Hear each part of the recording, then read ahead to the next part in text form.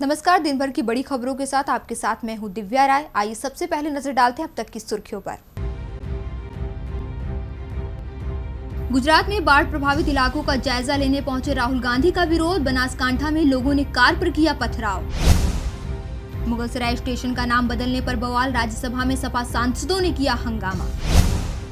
कल चुना जाएगा देश का अगला उपराष्ट्रपति। एनडीए के उम्मीदवार वेंकैया नायडू और विपक्ष के गोपाल कृष्ण गांधी में होगा मुकाबला। तेजी के साथ बंद हुआ शेयर बाजार। सेंसेक्स 88 अंक चढ़कर बंद हुआ। निफ्टी 10,066 के स्तर पर सिमटा। और श्रीलंका के साथ दूसरे टेस्ट की पहली पारी में भारत का 622 रनों का पहाड़। श्रीलंका की पारी लड़खड़ाई। ये थी अब तक की सुर्खियां। अब रुख करते हैं आज की सबसे बड़ी खबर के साथ, जो गुजरात से है, जहां बाढ़ की तबाही के बीच जमकर सियासत हो रही है। बाढ़ प्रभावित इलाकों में नेताओं और मंत्रियों का आना जाना लगा हुआ। इस बीच आज राहुल गांधी गुजरात पहुंचे, लेकिन उन्हें वहां विरोध का सामना करना पड़ा।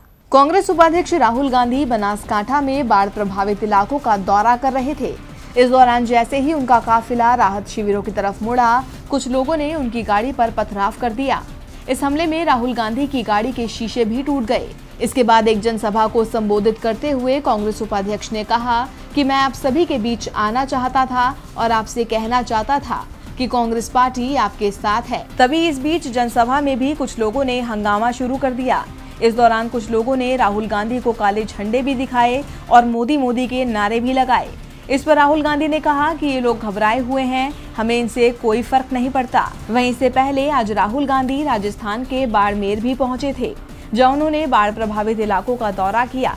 राहुल ने राहत शिविरों में जाकर पीड़ित लोगों से मुलाकात भी की। बाढ़ प्रभावित क्षेत्रों के दौरे पर निकले राहुल ने सरकार को घेरते हुए कहा कि सरकार इन लोगों पर ठीक से ध्यान नहीं दे रही है। कांग्रेस पार्टी बाढ़ पीड़ितों के साथ खड़ी है। राहुल गांधी ने कहा कि सरकार की ओर से लोगों की मदद नहीं की जा रही। लोगों की ओर से मुआवजे को लेकर अच्छा रिस्पांस नहीं मिला है। उन्होंने कहा कि ना तो राहत का पता है और ना ही मुआवजे का। आपको बता दें कि राजस्थान के कई जिले बाढ़ और बारिश में पूरी तरह से डूब चुके हैं। यहाँ अब तक 26 से ज्यादा लोगों की मौत हो चुकी है। डीबी लाइव की रिपोर्ट। गुजरात में बाढ़ पर पॉलिटिक्स के बाद अब बात देश के सबसे बड़े सूबे उत्तर प्रदेश की, जहां विधानसभा चुनाव में हार के बाद समाजवादी पार्टी को झटके पे झटके लग रहे हैं।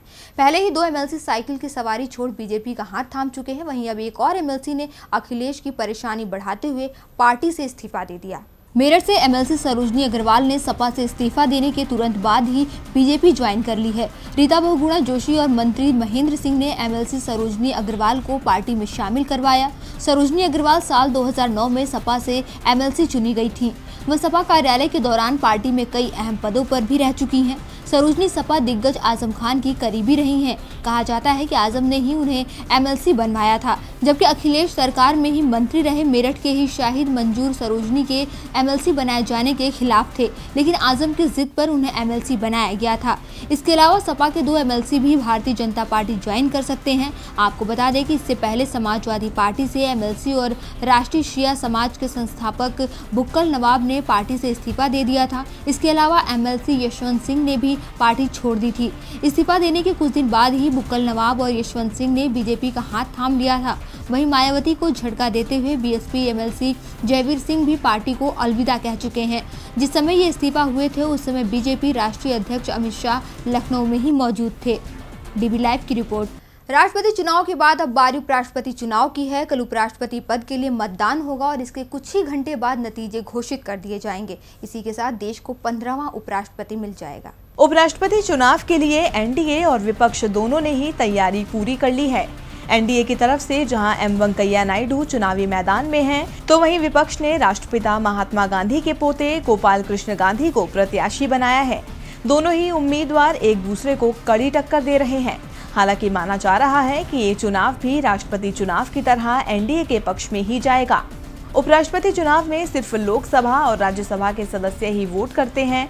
ऐसे में कुल सदस्यों की संख्या होती है 790। अब राज्यसभा में बीजेपी के सबसे ज्यादा 58 सांसद हैं, जबकि देश की मुख्य विपक्षी पार्टी कांग्रेस के पास 57 सांसद हैं। बीजेपी की अगुवाई वाली एनडीए के पास लोकसभा में 340 और राज्यसभा में 85 सांसद हैं, तो कुल होते हैं 425, जबकि जीत के लिए एनडीए को चाहिए 395 वोट। ऐसे में साफ है कि वेंकैया नायडू की जीत पक्की है। वैसे हामिद अंसारी को 2012 के उपराष्ट्रपति चुनाव में विपक्ष के उम्मीदवार जसवंत सिंह के मुकाबले 490 वोट मिले थे, जबकि जसवंत सिंह को 238 वोट ही मिले थे। आपको बता दें कि मौजूदा उपराष्ट्रपति हामिद अंसारी का कार्यकाल 10 अगस्त को समाप्त हो रहा है। वह लगभग 2 बार इस पद पर रह चुके हैं। उपराष्ट्रपति का पद राष्ट्रपति के बाद भारत का दूसरा सबसे बड़ा संवैधानिक पद है। उपराष्ट्रपति राज्यसभा के अध्यक्ष भी होते हैं। डीबी लाइव की रिपोर्ट। बिहार में बीजेपी के साथ गठजोड़ करने से नाराज शरद यादव अभी नीतीश से सुलह करने को तैयार नहीं है। शरद यादव की विपक्षी नेताओं से मुलाकात इस ओर इशारा कर रही है कि वो नीतीश का साथ देने के बजाय टूटकर बिखरे विपक्ष को मजबूत करने पर जोर दे रहे हैं। महागठबंधन टूटने से खफा शरद यादव ने लालू प्रसाद यादव की पार्टी राष्ट्रीय जनता दल के नेता रघुवंश प्रताप सिंह और मनोज झा से मुलाकात की। माना जा रहा है कि यह मुलाकात विपक्ष की एकता को फिर से मजबूत करने के लिए हुई है। रघुवंश और मनोज ने शरद को बताया कि लालू चाहते हैं कि वह सबसे आगे रहे। लालू ने सोशल मीडिया पर भी शरद यादव का समर्थन मांगा था। शरद के करीबियों का कहना है कि मुलाकात अच्छी रही और उसके परिणाम आने वाले दिनों में देखने को मिल जाएंगे। वहीं पिछले दिनों शरद यादव ने एनसीपी के अध्यक्ष शरद पवार और पश्चिम बंगाल की मुख्यमंत्री ममता बनर्जी से भी मुलाकात की थी। तभी से अटकलें लगाई जा रही हैं कि शरद यादव बीजेपी के रथ को रोकने के लिए विपक्ष की एकता पर जोर दे रहे हैं। हालांकि शरद यादव की तरफ से यह भी साफ किया गया है कि वह कोई नई पार्टी बनाने के बारे में नहीं सोच रहे हैं। शरद यादव के एक करीबी नेता ने बताया कि शरद ना ही कोई नई पार्टी बनाएंगे और ना ही आरजेडी ज्वाइन करेंगे, बल्कि वह तो कुछ और बड़ा करने की सोच रहे हैं। इसके लिए कांग्रेस समेत पूरे विपक्ष से बातचीत चल रही है। नेता ने यह भी साफ किया कि शरद यादव किसी भी कीमत पर नीतीश कुमार से समझौता नहीं करने वाले। डीबी लाइव की रिपोर्ट। अब नजर खेल जगत पर, जहां श्रीलंका टेस्ट में भारत ने एक बार फिर पहाड़ जैसा स्कोर खड़ा कर दिया है, जिसके आगे श्रीलंकाई टीम पस्त होती नजर आ रही है। मैच की पहली पारी में श्रीलंका की शुरुआत काफी खराब रही। टीम के ओपनर बल्लेबाज उपुल थरंगा बिना कोई रन बनाए अश्विन का शिकार बने। इसके बाद उन्होंने करुणारत्ने को रहाणे के हाथों स्लिप में कैच आउट करवाया।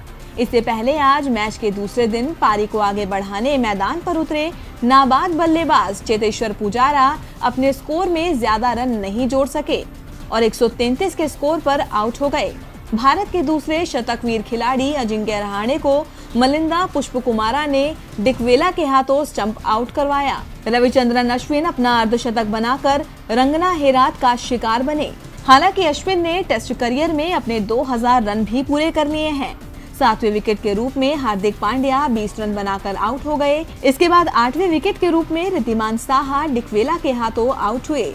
मोहम्मद शमी को भी रंगना हेरात ने थरंगा के हाथों कैच करवाया। वहीं रविंद्र जडेजा 70 रन बनाकर नाबाद रहे, जबकि उमेश यादव ने नाबाद 8 रन बनाए।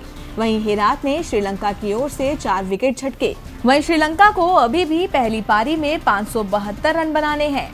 डीबी लाइव की रिपोर्ट। तो खबरों में फिलहाल के लिए इतना ही। ताज़ा अपडेट के लिए लॉग ऑन करें dblive.tv पर। नमस्कार।